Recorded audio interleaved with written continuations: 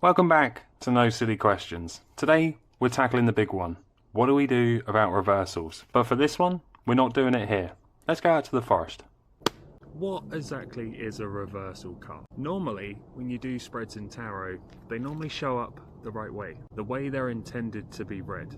But sometimes that doesn't always happen. They can show up in reverse, the wrong way up. Now these can be read in many different ways. Some of that we'll cover in a second. But all you need to know is that if a card comes out the wrong way up, it's called a reversal. And it can add more depth and nuance to your reading. But it can also be very tricky to read. So should you read reversals? Well, it's a very good question. Because if you want to add depth to your readings, reversals can be a great way to do that, but they can also be really confusing. Now, whether you have to read reversals or not, you don't. It's entirely up to you. It's whatever you feel more comfortable with. We got to remember that a tarot deck is comprehensive enough, whether you read reversals or not, and it will always pick up on the energy and give you messages to get across. Now, especially as a beginner, there's 78 cards in a tarot deck, and if you want to learn the reversals, that's 156. Now, I don't know about you, but as a beginner, that was pretty daunting. So if you are just starting out, maybe skip the reversals for a couple of months, just while you get used to the upright meaning of the cards. It'll save you a lot of time and effort later down the line,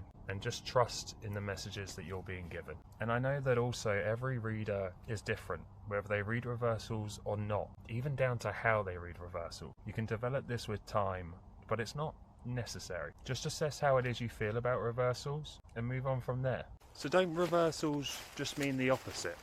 Not technically. Now, in the case of some cards, they do. Let's take the Sun card, for example. That can mean the opposite. Right way up is all about life, brightness, joy, happiness. But in reverse, maybe that isn't being seen. Maybe you're not prioritizing that. But not every card is the same.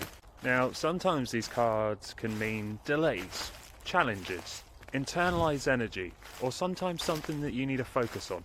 So it's not always just the opposite meaning of the right way up. I know it sounds confusing, but you will pick it up. You'll get used to it. So can reversals mean something positive? 100% they can. Some reversals indicate things like breakthroughs. For example, the Devil in reverse could mean that you're breaking free from something.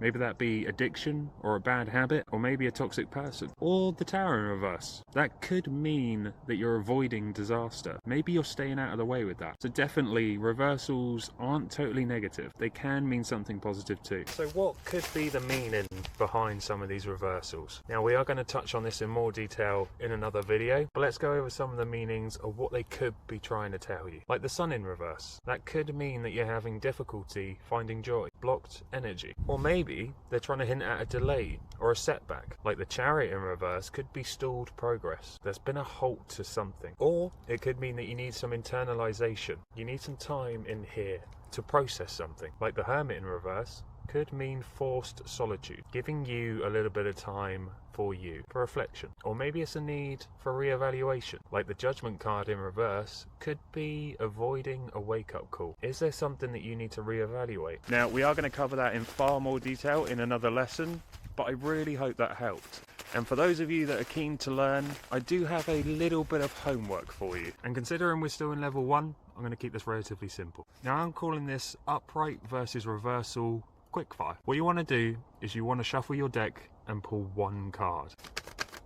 Now, firstly, I want you to describe its upright meaning in a very short, brief sentence. Then, flip it in reverse and describe how it changes. Now, is this blocked energy? Is it something that is going unnoticed? Do you need to do a little bit of self-reflection on this? Keep it brief, keep it simple, and most importantly, trust your first instinct. What is your gut telling you? Now, I want you to keep this card in mind throughout your entire day, and I want you to note how it shows up in your day-to-day life, not only with you, but with other people as well. That could be colleagues, that could be strangers. And if you feel called to, journal about your card. What are the things you see? How does it make you feel? Does it confirm what you were thinking about this reversal card? And slowly, through a lot of progress, you'll gradually build up confidence with reading reversals. Start with just one a day and see how you get on, and trust your interpretation. Thank you for letting me set you a little bit of homework today. I really hope this lesson on reversals made sense. Hopefully I could communicate it nice and clearly, and hopefully you feel a little bit more confident with reading reversals. Keep doing this homework. You'll see a lot of changes, but just give yourself time, especially if you're starting out, especially if you're new to tarot or card reading as a whole. Give yourself time to pick up all of these cards. Focus on the upright meanings, keep on doing these exercises,